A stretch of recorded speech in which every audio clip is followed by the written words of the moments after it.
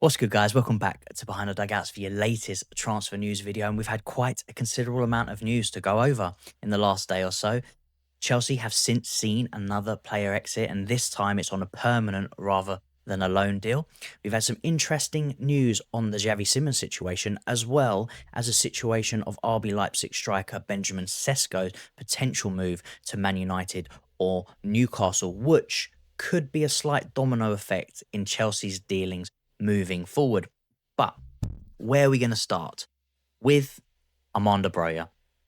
We have had the here we go for Armando Broja's deal, permanent transfer to Burnley. This is the latest on Armando Broja. It's over between Armando Broja and Chelsea. Understand the transfer to Burnley will be permanent. Broja will complete his medical in the next 24 hours and sign a long-term deal with Burnley. CFC have accepted conditions. Here we go. This is another one of those players that is a what-if player. What if he didn't pick up that injury? He was looking really sharp. He was looking really good off the back of his loan deal from Southampton, and he picked up that nasty injury in pre-season, which kept him out of pretty much the majority of the season. And when he did come back, he didn't look like the striker he was. He never settled into the team, and since has had quite a few different loan deals to Fulham and Everton, again, not really making a name for himself, not really settling in any of those teams that he's made the move to. And this could be a really good move, something that might reignite his career. He's still a very young striker. He's still a very talented player. It just didn't work out at Chelsea. And I think a big part of that is down to the injury and just the timing of when it happened. And since then, we've brought in quite a lot of new strikers, and he's never really got another shot, at a chance of being our number 9. And to be honest, he just doesn't look like he's up to the quality of that level. And that could be down to the injury. It could be the fact that he's not seen regular minutes at Chelsea or even on the loan deals that he's had. I wish him all the best. I do hope this is a turnaround for him, because when he does play for Albania, he looks really, really good. And when we even came up against him when England played Albania, he looked quality. It just never really worked in the Premier League. But I'm hoping with the move to Burnley for him, where he will probably be the starting number 9, or at least get a lot more minutes than he has had at previous clubs, we might see the Armando Broja of old, and he might get back to his best, playing in that Southampton days where I think was his best sort of time period. He didn't sort of light it like scoring loads of goals, but he played really well. He gave everything for the team. He produced a lot. He did score quite a few goals in that season loan for Southampton. So hopefully he can get back to him. As I said, I wish him all the best, and hopefully we can see more of him in the future, banging in the goals as he was before. Now, moving in to the latest on the Xavi Simons, we have had some new news coming out regarding him. Since the last update, he has removed himself from the playing squad against the team versus Atlanta, which took place yesterday, which believe they lost 2-1, as well as he's removed Leipzig from his Instagram. Read into that what you will. This is the latest on Simons. So initially we had this information come out. Xavi will not be part of Leipzig's squad today for the friendly against Atlanta. From Leipzig, it said that the player is complaining about neck pain. Spicy detail yesterday, Xavi deleted RB Leipzig from his Instagram, and today he's suddenly missing with an injury. The signs are becoming clearer and clearer. The player camp is pushing for a move. It's funny that, isn't it? The details and the rumours have been heating up regarding his move to Chelsea. He himself has made it very apparent that he wants the move and is pushing for it. And I think deleting your club off your Instagram is quite a big tell that things are moving in the direction towards Chelsea. And then, clubs always do this to sort of protect themselves a little bit, to make it not look like the player's pushing for the move and come out and say, oh no, he's injured, don't worry, he's still part of our plans, he just has a bit of a neck problem, probably from all the weight of the rumours on his back, because he really wants this move. We did have further updates on this, so this is more on Xavi Simons. Xavi Simons has no injury or issues. He's out of today's game with a clear desire to join Chelsea. He's not even on the bench as revealed in the morning, and the message is clear. Xavi wants to leave. Then Florian Plettenberg also added, Simmons is also not in the squad for RB Leipzig's friendly against Atlanta today. Reason, his imminent departure from Leipzig.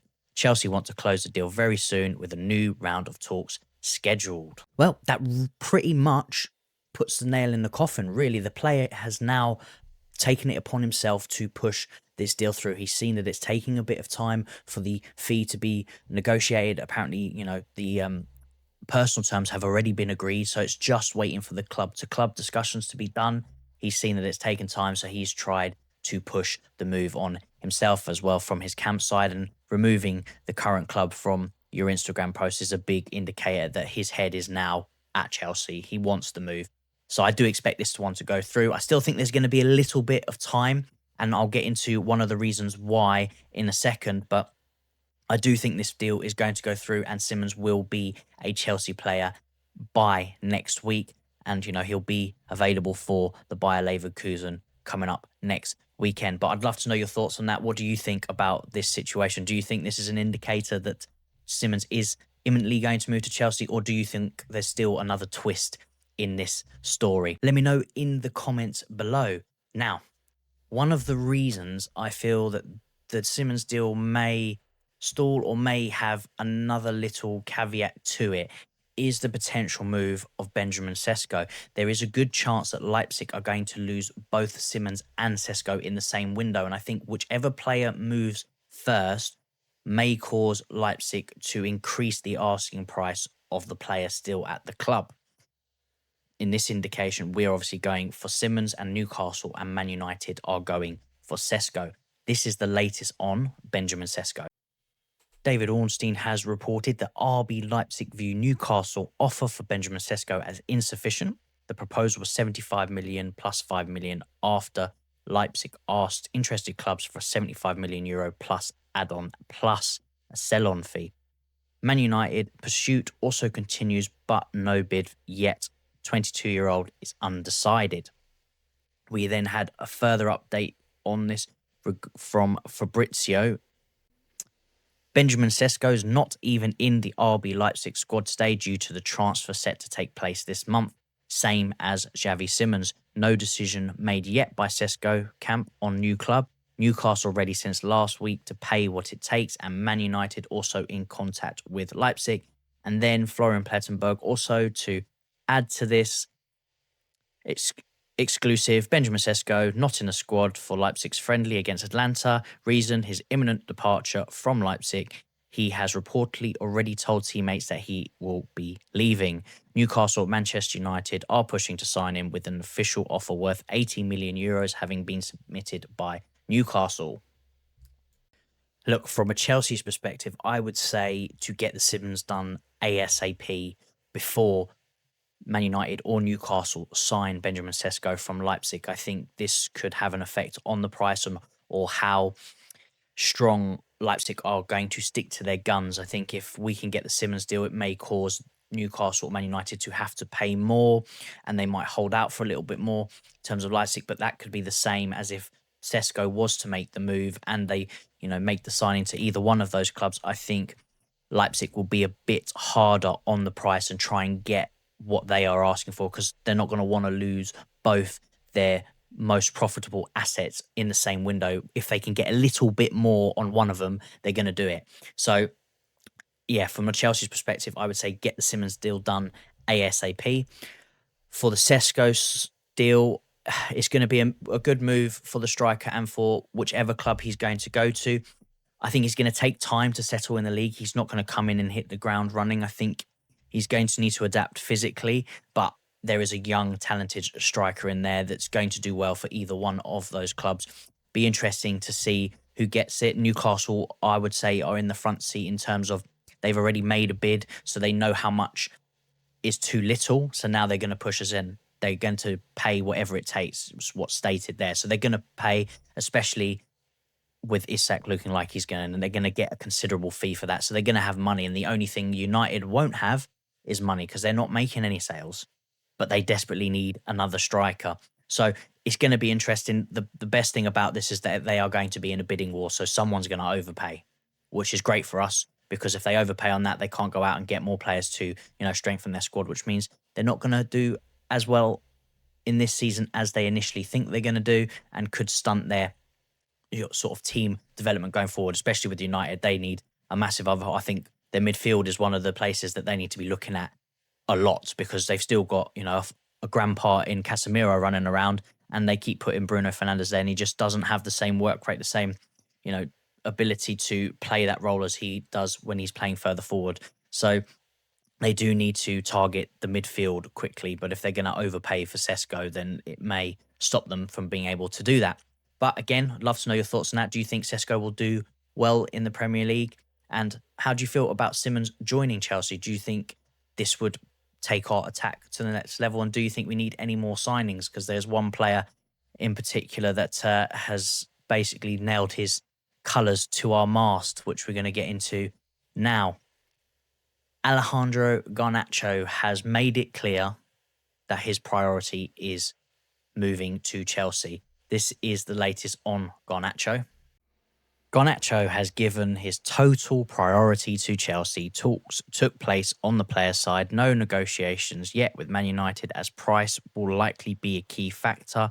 Timing of the deal not expected to be imminent and can take some time, with Chelsea focused on outgoings and Simmons. I have to say, I think this one is just a matter of time, at least from the bid perspective. I can see Chelsea bidding for Garnacho. It's, been apparent. The rumours have been going on for don't know how long, but it's going to happen. I think the Simmons deal, once that's over the line, and again, it's come out saying that it's treated as a separate deal. So they're not going after Garnacho if they can't get Simmons.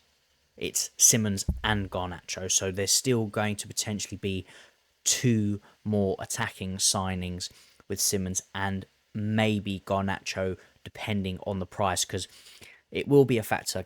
Man United want a set fee for Garnacho. It started off at around 60, 70 million. It's since come down. There were some reports of around 40 million. Chelsea value in between 30 and 35 million pounds. So there's going to be negotiations on the price, which could be the factor of if this deal goes through or not.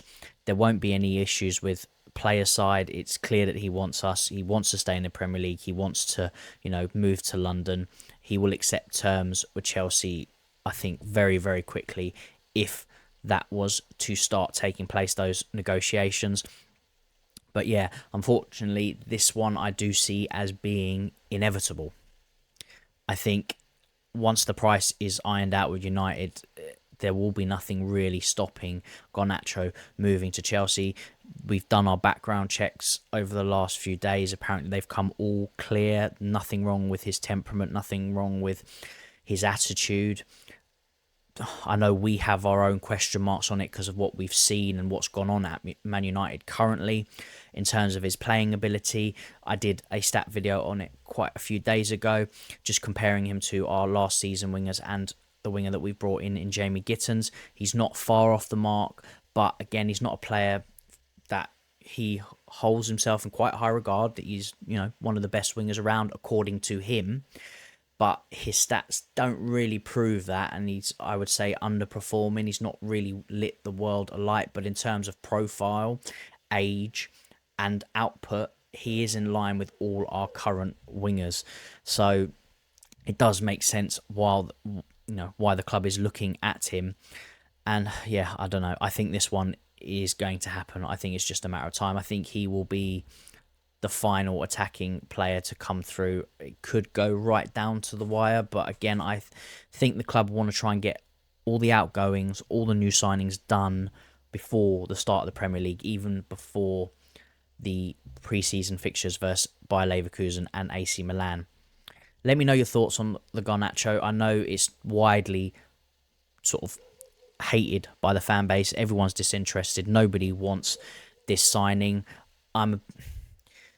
I think the player would work well under Maresca. I think he's the right type of player for Maresca. I still have lots of question marks on what he does outside of the football, and there are better signings. I would be quite happy with just bringing in Simmons and not going for Garnacho, but if we are going to go for him, I would much prefer a loan with an option to buy rather than paying outright, because then at least if it doesn't work out, we can send him back, similar as Sancho, rather than having to pay money and then got to offload him down the line, and try and, recuperate some of the money that we would have lost on paying his fee. But let me know your thoughts on that in the comments below. But for now, that's all from me, guys.